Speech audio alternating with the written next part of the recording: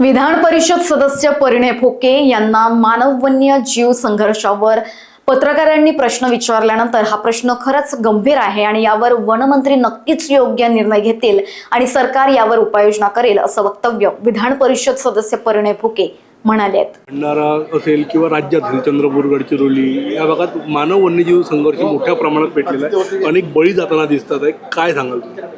नाही, मागील अनेक वर्षापासून हा विषय ज्या प्रमाणात वाघांची संख्या वाढलेली आहे, ज्या प्रमाणात बिबट्यांची संख्या वाढलेली आहे आणि यामुळे जंगलाच्या बाहेर आता वाघ शिरत आहे, बिबटे तर आज शहरांमध्ये आलेले आहेत आणि मोठ्या प्रमाणात वन्य प्राणी आणि मानवांचा संघर्ष आपल्याला बघायला मिळतो आहे। मोठ्या प्रमाणात मृत्यूसुद्धा यामध्ये झालेला आहे। एकट्या चंद्रपूर जिल्ह्यामध्ये जवळपास 48 लोकांच्या मागच्या वर्षभरात मृत्यू झालेले आहेत।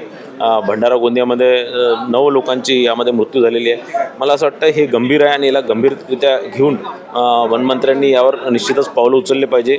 काही AI टेक्नॉलॉजीचा वापर करून या लोकांमध्ये जे आता हे जे संघर्ष आहे हे कुठेतरी थांबवले गेले पाहिजे आणि मला असं वाटतं की हे आता पुढे आणखीनही गंभीर होत चाललं आहे। उद्या गावातील नागरिक कुठेतरी एक भीतीचं वातावरण संपूर्ण गावांमध्ये पसरलेलं आहे। आपल्या भागामध्ये मोठ्या प्रमाणात जंगलं आहेत पण आणि ऑफिस देखील आपल्या वन विभागाचं मुख्य ऑफिस देखील ते हलवण्याच्या देखील हालचाली सुरू असल्याच्या एक चर्चा आहे, काय सांगा?